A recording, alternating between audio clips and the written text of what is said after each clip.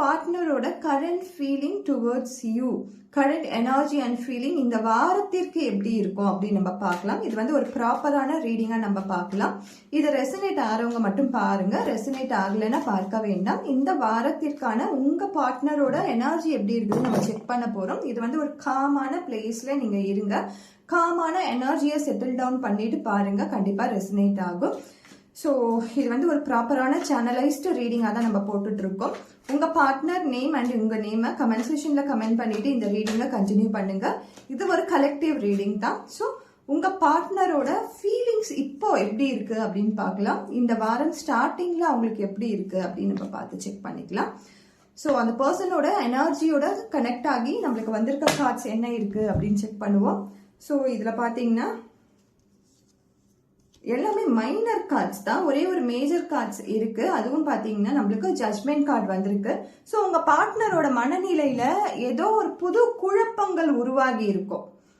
நீங்க வந்து தப்பே பண்ணிருக்க மாட்டீங்க, நீங்க சண்டை கூட போட்டிருக்க மாட்டீங்க, தேர்ட் பர்சனோட இன்வால்மெண்ட் கூட இருக்காது. ஆனாலும் உங்க மனசுல, அதாவது உங்க பார்ட்னரோட மனசுல தானாவே வந்து குழப்பங்கள் உருவாகும்.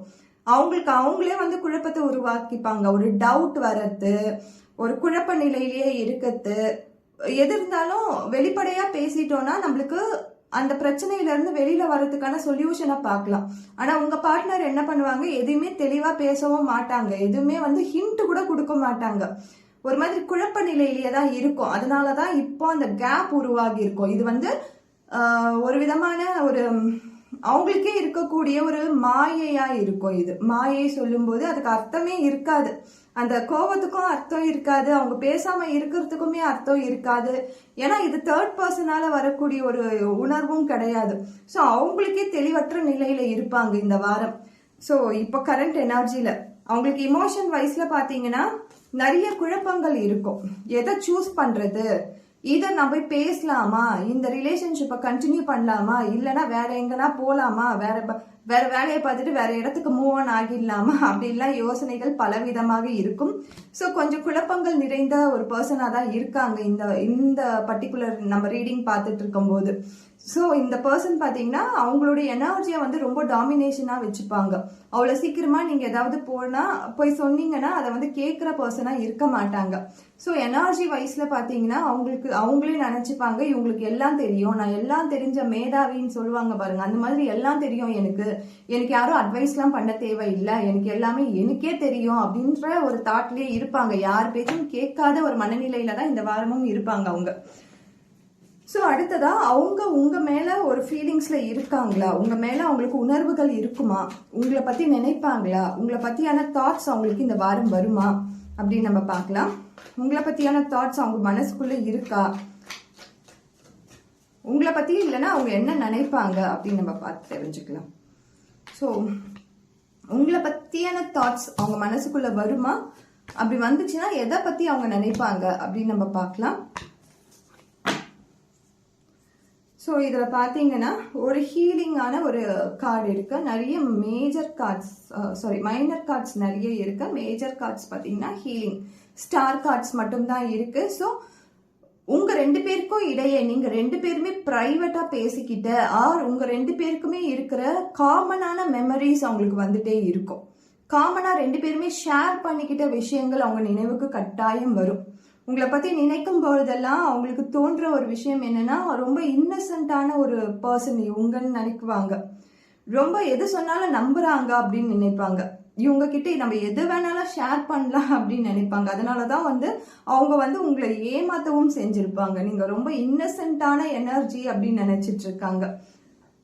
நீங்க ரெண்டு பேரும் பிரைவேட்டா ஏதாவது ஸ்பேஸ் நீங்க ஷேர் பண்ணியிருந்தாலும் சரி, பேசியிருந்தாலும் சரி, ஏதோ ஒரு விஷயம் உங்களுக்கு ரெண்டு பேருக்கிட்ட பிரைவேட்டா இருந்த விஷயங்கள் கண்டிப்பா அவங்க மனசுல வருது.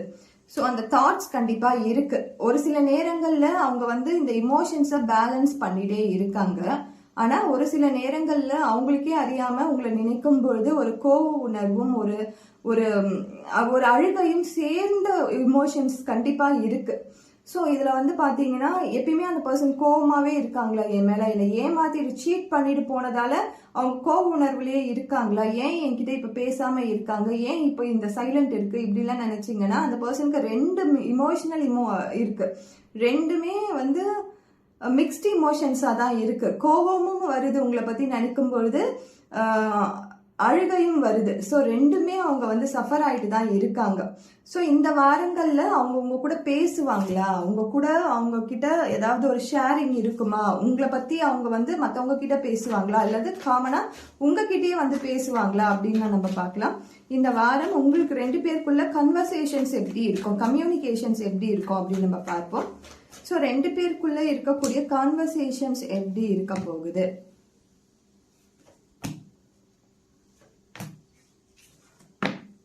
ஸோ இதில் பார்த்தீங்கன்னா ஒரு ஃபார்ச்சூன் கார்டு வந்திருக்கு, வீல் ஆஃப் ஃபார்ச்சூன். ஸோ சில பேருக்கு இதை பார்த்துட்டு இருக்கவங்க, சில பேருக்கு நல்ல ஒரு கம்யூனிகேஷன் நடந்து 2 பேருமே ஒரு டீமா ஒரு டிஸ்கஷன் மாதிரி போகி அந்த டிஸ்கஷன்ல இருந்து ஒரு தெளிவான ரிலேஷன்ஷிப்குள்ள போறதுக்கான இத்தனை நாள் மூடி வச்சிட்டு இருந்த விஷயங்கள் எல்லாமே அவுட் ஸ்போக்கனா பேசி நல்ல ஒரு ஃபார்ம் ஆஃப் லவ் லைஃப்க்கு போறதுக்கான வாய்ப்புகள் நிறைய பேருக்கு இருக்கு.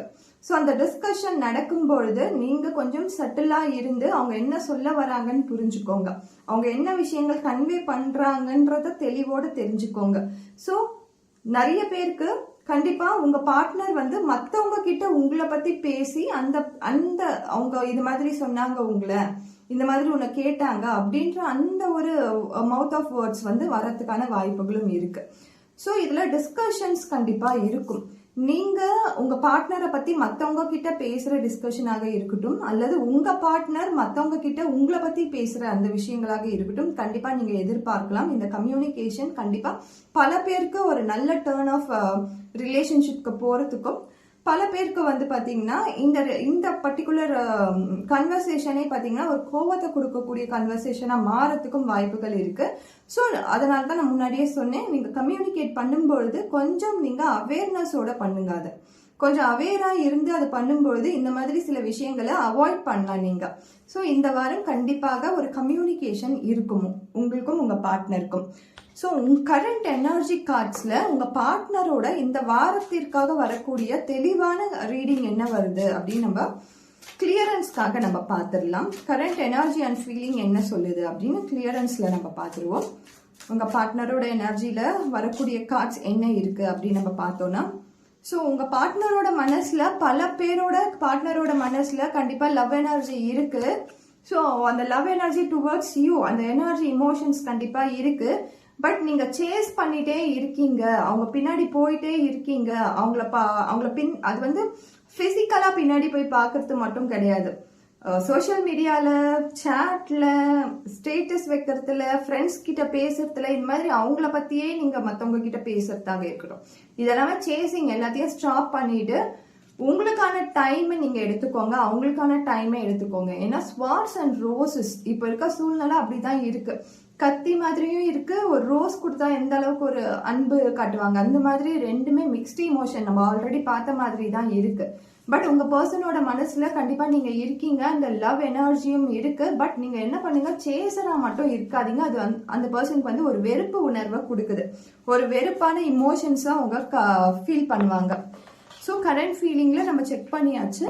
லவ் அண்ட் ரிலேஷன்ஷிப்ல இந்த வாரம் நம்மளுக்கு கிடைக்க வேண்டிய அல்லது லவ் எனர்ஜி கொடுக்குற ஒரு கைடன்ஸ் என்ன வருதுன்னு நம்ம பார்த்துடலாம். இந்த எனர்ஜி பார்த்தீங்கன்னா ரொம்ப அழகான எனர்ஜியா இருக்கும். இது என்ன கைடன்ஸ் கொடுக்குறாங்க, லவ் எனர்ஜில இருந்து நம்மளுக்கு கிடைக்கக்கூடிய கைடன்ஸ் என்ன நம்ம பார்த்துடலாம். ஸோ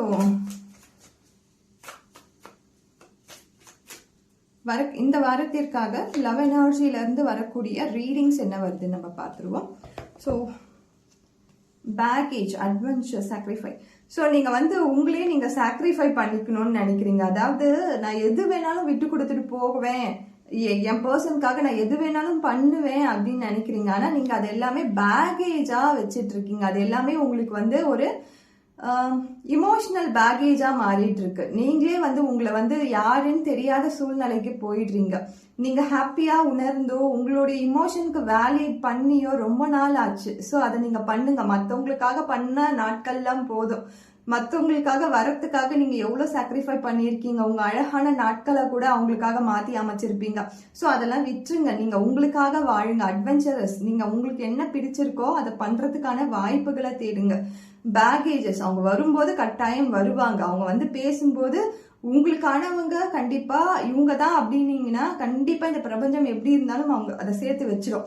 ஸோ இப்போ இருக்க ப்ரெசன்ட்ல நீங்க அதை நினைச்சே நீங்க உங்க இமோஷன்ஸ்ல ஒரு குற்ற உணர்வை வச்சிட்டு இருக்கிறதோ அல்லது மனவேதனையில இருக்கிறதோ, காயங்களுக்குள்ள போயிட்டு இன்னும் அந்த காயங்களை மாத்திக்காம இருக்கிறதோ இதெல்லாம் பண்ணாதீங்க. அழகான வாழ்க்கை அமையறதுக்கான நாட்கள் வெகு விரைவில் தான் இருக்கு. அது வரைக்கும் சந்தோஷமா இருங்க, நிம்மதியா இருங்க. பேகேஜஸ் சுமந்துட்டு இருக்காதீங்க. இதை நான் இப்படி பண்ணியிருந்தா இது நல்லா இருந்திருக்குமோ, இது இப்படி நடந்திருந்தா, அதெல்லாம் நடந்து முடிஞ்சிடுச்சு. ஸோ அதை பத்தி பேசவே தேவை கிடையாது. இனிமேல் வரப்போற வாய்ப்புகளை தேடுறதுக்கு மட்டும் நீங்க பாருங்க. கண்டிப்பா உங்களுக்கான காதல் உங்களுக்கானதா இருந்துச்சுன்னா கட்டாயம் உங்களை சேர்ந்துரும். Thank you so much. இந்த க்ளோஷரோட இன்னைக்கான இந்த கரண்ட் எனர்ஜி நிறைய பேருக்கு ரெசனேட் ஆயிருக்கும்னு நினைக்கிறேன். ஸோ இன்னைக்கான க்ளோஷருக்குள்ள நம்ம வந்துட்டோம். நெக்ஸ்ட் நம்ம பார்க்க போறது வேற ஒரு ரீடிங்ல நம்ம மீட் பண்ணலாம். தேங்க்யூ.